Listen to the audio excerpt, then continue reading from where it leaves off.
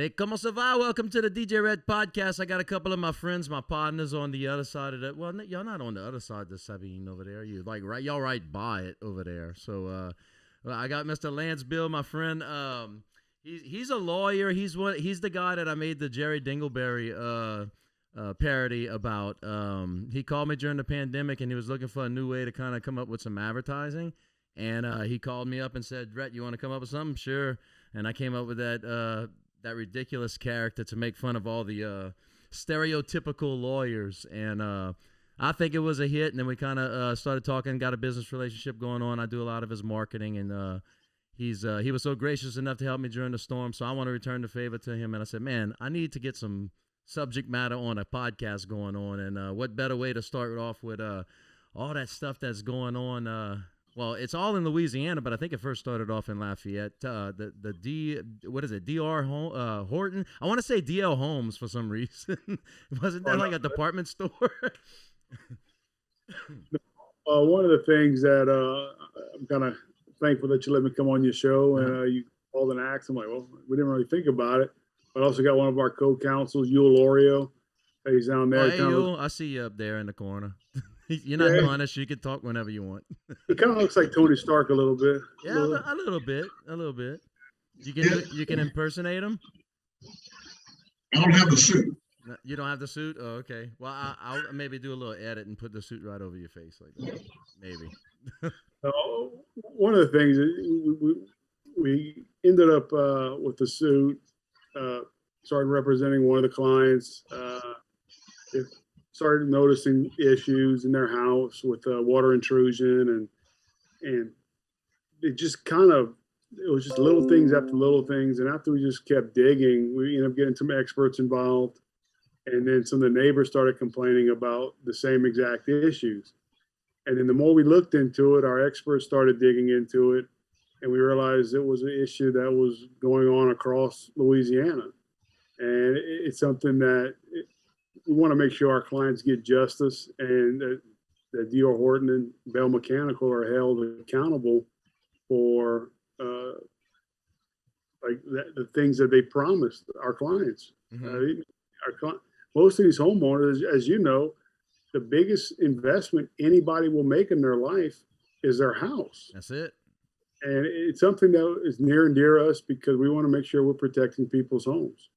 Right. Now, the reason why I wanted you to jump on too is because this is not something, this is something separate from the hurricane, right? This is something that's happened before it because I had questions about the hurricane because I still got holes in my house and stuff like that from the hurricane. I'm waiting on insurance, but this is something different, right? Correct. I'll let you talk about that one. Okay. Sure, Rhett, it's totally different from it. What we're dealing with is not something caused by the weather. Okay. It's caused by defective design and construction. And the homes aren't properly ventilated, they aren't breathing properly, and these folks are spending, life savings, mortgaging, getting themselves stuck in a mortgage for a home that's not fit for the purpose intended. Right. Because it's got water intrusion, moisture intrusion. And when that stuff's what's happening, whether it's in the attic or in the walls, they end up having mold and mildew and damage to their sheetrock and their ceilings, and they can't even live there. Some of our clients have had to move out. Right. Yeah. So it's not about when it rains hard. There are times when they've got places where it leaks here, they leak there. But this is about it being built wrong. So that it doesn't look, as an example, I live in a house that was built in the late 1800s. It doesn't leak. Right. It was built right because we know in Louisiana what we're doing. Right. But they're building homes in the South that aren't built well for the South. And they're doing things in the construction of it that's causing horrific problems. It's destroying these people's lives. It's destroying some of our clients' finances. They can't enjoy the use of their house. Right. Well, I mean, I can, so basically, let me ask this question, and I'm stupid. I don't know anything about anything, but I know something about like a Coke can or a cold beer. Rick, yeah. You're not the parish president of Lafourche now? No, not me.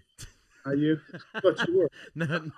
Everybody wants me to be the parish president of Terrebonne, and In my own head, I am, but I'm not officially on. I wasn't officially voted in. Oh, it's terrible. Not a foosh. Oh, Yeah, my bad. it's terrible, man. Don't no. They got some fouchoniers over there, and I love I love my Lafouche people. You know that, but no, it's terrible in Parish. But yeah, no, I'm not running right now, but we may think about it later in the future. I don't know, but but no, I know a thing or two about cold beer. So okay, you pull the beer out, you put it on the table, and it starts sweating on the outside. So my house, I'm cutting the grass, and I start weed eating here and there, and I see on the side of the bricks there's these things called, I guess it's called weep holes. That's what I call it, and it allows the house to breathe, I guess, is what it is. It's houses do sweat in Louisiana. They do. I mean, it's just the humidity is.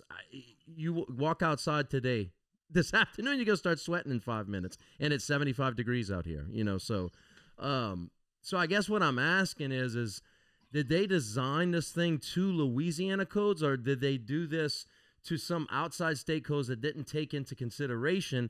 And how did this even get through? Was passed, I don't know if this is signed off by, the governor does his thing and then the treasurer does his thing. Is there a guy in place that, the president of construction that signs off and says this is good to code? How does all that work, and how does that play for your customers?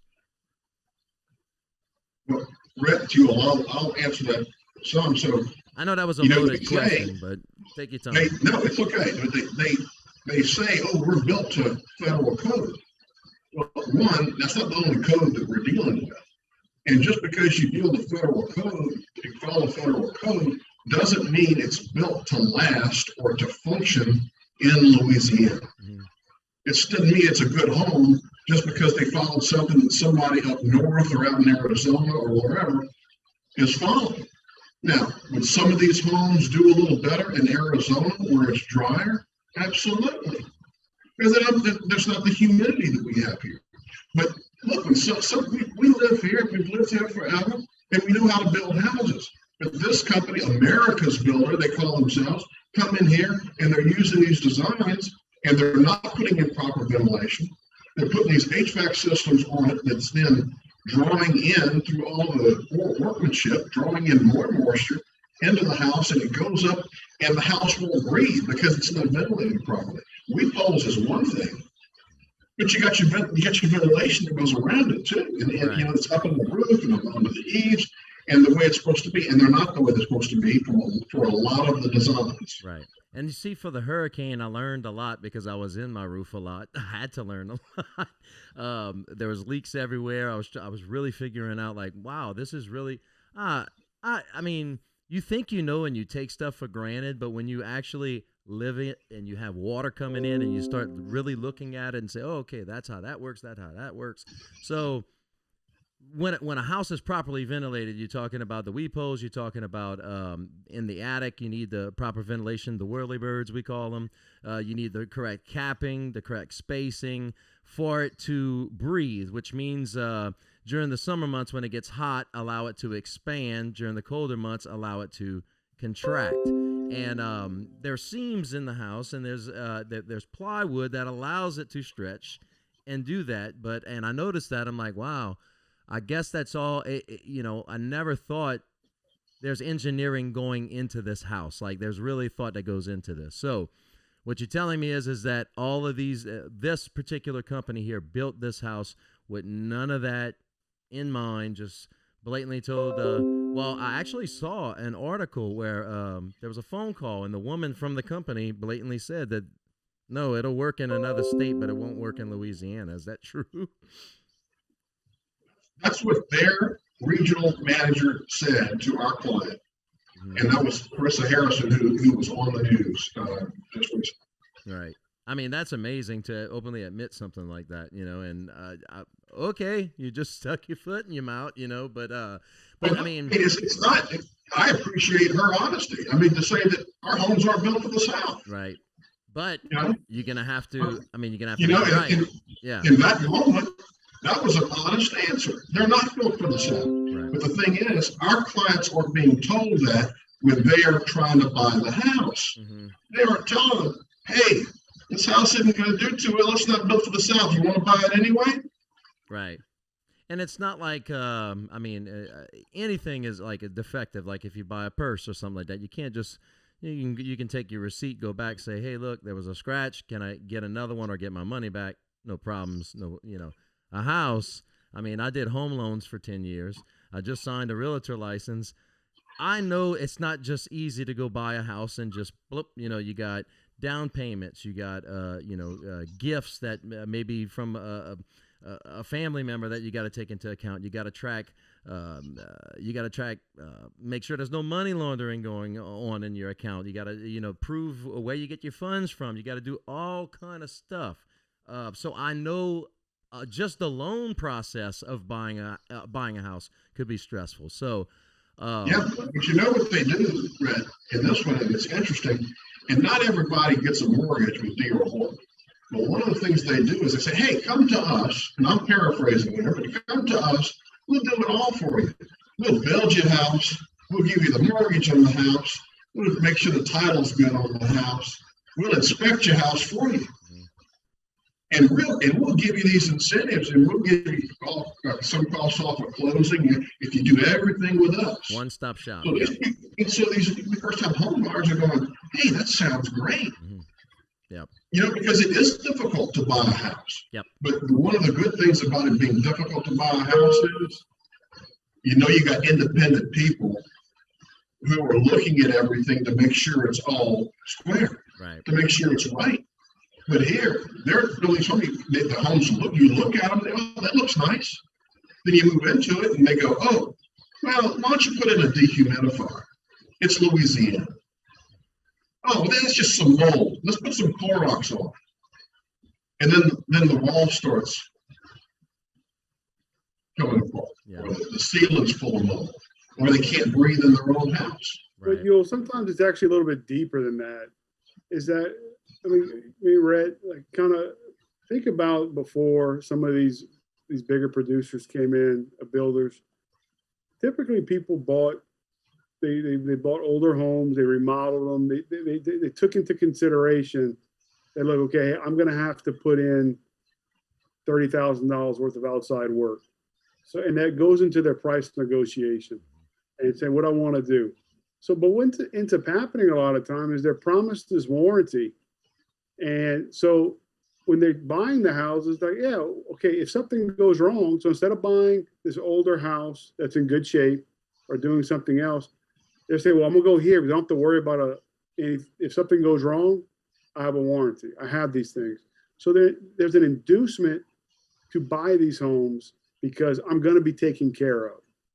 And what happens is when you know that there's a design defect in a home and you're going out to warranty claims, and instead of just saying, hey, this is an issue, let's try to fix the issue that's actually wrong with the house, you get paint or you get new drywall. All it's going to do is delay it for 6 months. They're not actually repairing the issue. So you're having this warranty that you're supposed to get. And under Louisiana law, it's a preemptive period. So after a certain time, you lose your claim.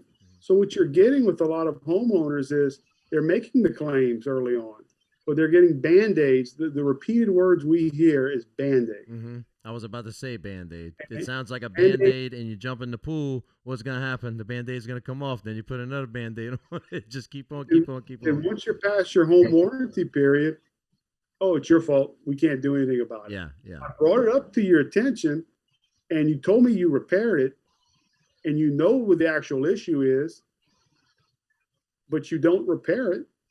So these people now, they're in a home where now they're having to put this extra money in. They're having to put this money that they weren't supposed to have to put in this early into a brand new home. Mm-hmm. This is something you consider when you're buying a 20-year-old home, not when you're buying a brand new construction home. Right. It's like buying a car, driving it off the lot, and then 3 wheels falls off, and then you go back to the lot and they say, well, we'll put some new tires on it, but deal with it. Because one of the links you sent me, it was a news story of I'm not sure if it was your client or not, but the closet, you open the closet and it looked like a science project in the closet. Like the water was just coming in. It actually looked like an ice chest that was just left left outside to rot, but it was in the house. Is that from improper ventilation, or just negligence, or is this just like every sew house, or is this just a slew of houses that they were involved in? No, this is happening in a lot of homes. We're getting constant complaints from all the people, call after call after call, that are saying they're having this same kind of problem. And they're also telling us that, they're about the Band-Aid, that it's just not getting fixed. And this moisture is building up in these attics, and it's getting into the walls, and it's going through that sheetrock. You know what I mean? Look, we're in Louisiana. Mold spores are everywhere. Right. It's on this table. It's on your table. You don't see it. But if it doesn't have water touching it, it's not going to grow. Right. But the way they're building it, the water's staying in the house. They're not breathing, and it's growing, and it's destroying their homes and their families. Right. And that's one thing I learned during the hurricane mitigation. If a lot of the families that left during the hurricane, they couldn't get back in till a week or two after. And like I said, it's like a closed up Yeti ice chest. You leave that closed up for about 2 weeks with some fish in it.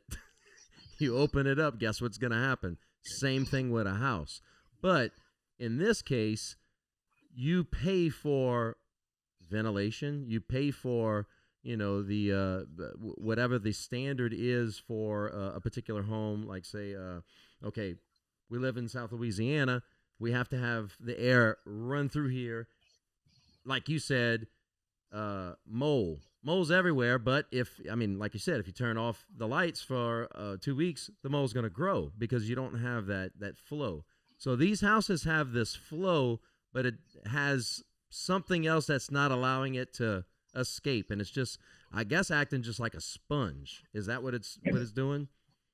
It's like when you said it's like a science project, it made me think of when I was a kid and we'd do the little Petri dishes. Yes. In lab class. And you grow this stuff and it just starts, bubbling, and you watch it grow. And the Petri dish is a sealed container. The moisture's meant to stay in there. Right. The house, the moisture's not meant to stay in there, but they're building a little way where it's staying in there. Yeah. Yeah. Now, are there any other stories? I saw some kids were getting sick too. They developed allergy problems. I think one of them had to be on a breathing machine for a couple of months or something like that. So time is of the essence on these things right here. So the reason why I wanted to get y'all on here is because when I talked to Lance, I was like, hey man, is that anything that has to do with the hurricane? Because I think a lot of people, were confused about that. They're like, oh, I got mold everywhere. No, this is from houses that were purposely built defectively. And you guys want to make sure that, and like I said, I don't want any of my Louisiana people, because I love my Louisiana people. I'm always looking out for them. I don't want them to go to the Jerry Dingleberries of the world, the people we were making fun of. I want them to go to reliable sources. I want them to go to people who are knowledgeable about the subject. And I wanted y'all to just jump on and give y'all a chance to just tell us what's going on. And I actually mentioned to Lance, I thought it was just in Lafayette, but this seems like it's going. I actually saw something in Mississippi, that's going on too with the same problem. So this might be something. This might be something that's gonna be huge for I don't want it to go to money hungry sucking lawyers. I'd rather it go to people that is going to help these people. You know what I'm saying? And I know Lance helped me out during the storm, and I just wanted to return the favor. So tell us about it. One of the things about this is that it's about, like I said earlier, it's about the homeowners and that middle class, people who went in there, they put down that 20% for the home. They're moving their first family home, and they're saying, or it's sometimes it's elderly couples who are downsizing because, hey, I want a new home. I don't have to worry about replacing a roof in 20 years. I don't have to worry about these extra costs. And it's about getting them the justice that they deserve, because individually they have it's you're a blip on a Fortune 500 company's radar. They don't care, in my opinion. But this is their way that in the class, we filed the class. This is only pertaining to Louisiana, but this is a way for those Louisiana homeowners to come together and say, this is wrong and we need this to be remedied. We want D.R. Horton to be held accountable for what we invested our hard-earned dollars into. And the sad part is it has to get to this point. This is something that if it's taken care, if you take care of people, this doesn't happen. Right. Hey, look, I get calls all the time. Hey, Rhett, can you DJ my wedding? Hey, can you do this? Can you do that? When you make a promise to somebody, you show up and you do it. They paid me. I'm going to show up and do it. Hey, you hired me to do marketing stuff. If I didn't show up to do it, you would cut me off. Same thing here. It's like, hey, we bought a house from these people. We want what we paid for. But, this is on a huge scale, man. Like you said, 20%, that's a lot of money for some people. That might be all they have, and they save up for that purpose. Exactly. And then you have a science project that you're looking at. And again, you go back to the justice thing. I've owned 2 houses in my whole life. This is my second house. Thank God that I didn't have to deal with any of that. I'm dealing with the hurricane stuff right now. So I know how you people over there in Lafayette and Lake Charles and everything feel about, how y'all felt when the storms hit y'all 2 years ago. I guess what I'm trying to say is that you learn, but I want to steer people in the right direction. You know what I'm saying? I don't want them to go to somebody that's going to just, they're looking at a check, like those commercials that we make fun of, So I just want to make sure that they go to the right hands. And I was like, Lance, you got to come and explain this stuff to me. So it's about, at the end of the day, can we get people's houses fixed? Can they live in peace? Because that's what they don't have right now. And what happens is, what we've noticed is you have people who are now living in other places, paying second mortgages, paying rent to live someplace else, living in hotels, and they're still having to pay because sometimes they can't sell their house. So it's like they're a prisoner in their own house. And that's wrong. Right. And that's something that the more that we have come together, and the phones at our office have been ringing off the hook, that as they come in, the stories are the exact same. And that's the sad part. You don't even have to, we say 2 or 3 things, they start telling their story. It's the same story over and over again. And that's wrong. And this is about making sure that Louisiana people are not walked on. That way we're standing up to these people. That they have that voice. They have their day in court. All right. I guess what I'm gonna do is I'll let y'all end it off on how they can get more information. Where they can reach y'all at. Any questions that people might have, where they can look to get answers for.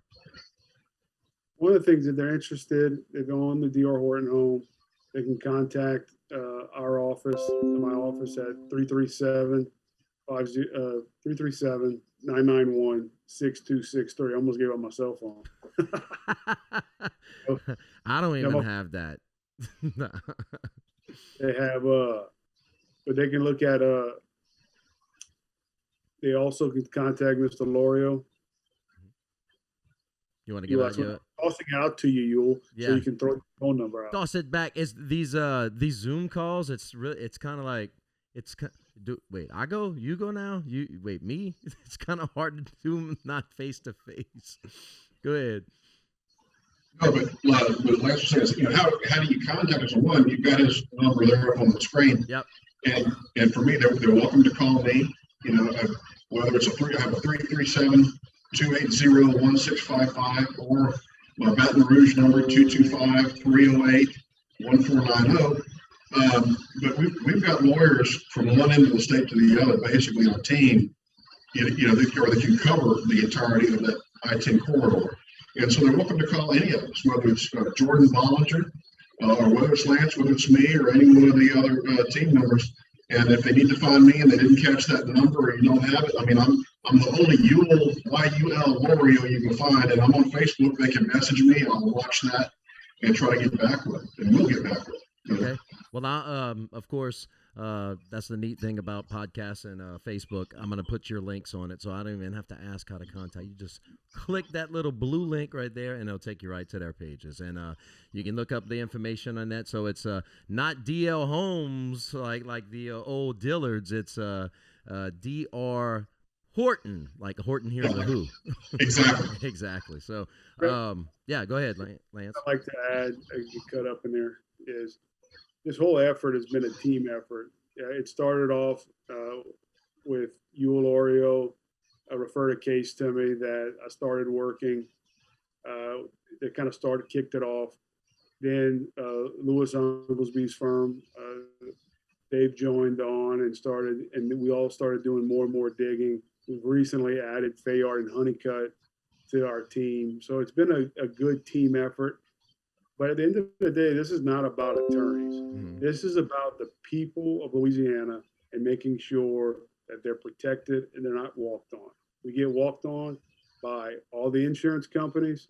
When this happens, we don't need our builders walking on our citizens. Right. And then look, hey, I learned a lot about that during the hurricane. And I mean, if like I said, you were one of the first people that checked up on me because I was kind of losing my mind via live Facebook. And it's just because I've never been, we've been sideswiped by hurricanes, but we never got really directly hit. And you guys got hit by what? Laura and Delta last year and,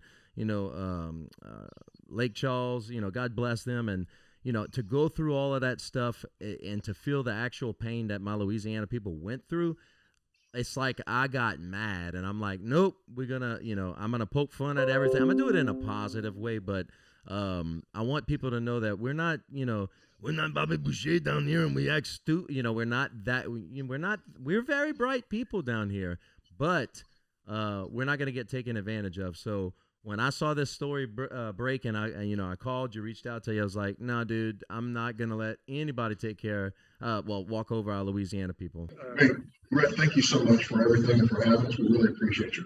Not a problem, man. Definitely appreciate it, Rhett. And one of the things is I look forward to you keep expanding your business, and I know you're doing well, and we appreciate you taking a little bit of time to bring awareness to with the trouble that Louisiana homeowners that own D.R. Horton homes, what they could be facing. Yeah. And sometimes it's just a conversation. Pick up the phone and give us a call.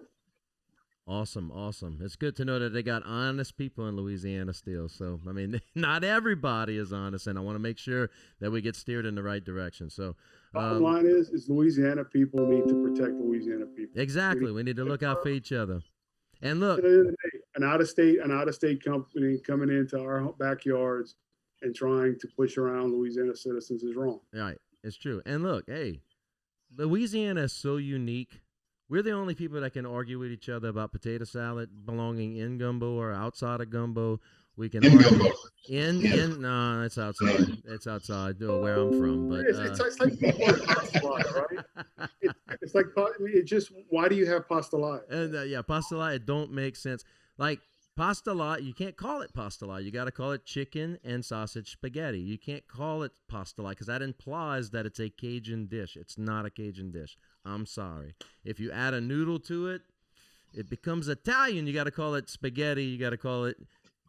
You can call it shrimp spaghetti. You can call it seafood lasagna. You can call it, but you have to. It automatically gets deferred Italian if you put noodles in it. Okay. We poke fun at each other, and I always see the license plates that say a house divided. Alabama, LSU. All that stuff. We make fun of our own selves, even within our own houses and our own families. But in times like this, don't mess with Louisiana because I guarantee we're going to bond up and we need to look out for each other. And I'm going to do that just as long as, you guys look out for them too. And I appreciate y'all hopping on the podcast and giving me the Yeah, thank you, opportunity to brother. talk to y'all. So, Thank you, Rhett. all right. Well, don't Appreciate it. be a couillon. Go see Lance Bill. And Gotta sing your song still to the pilots. A few calls and I get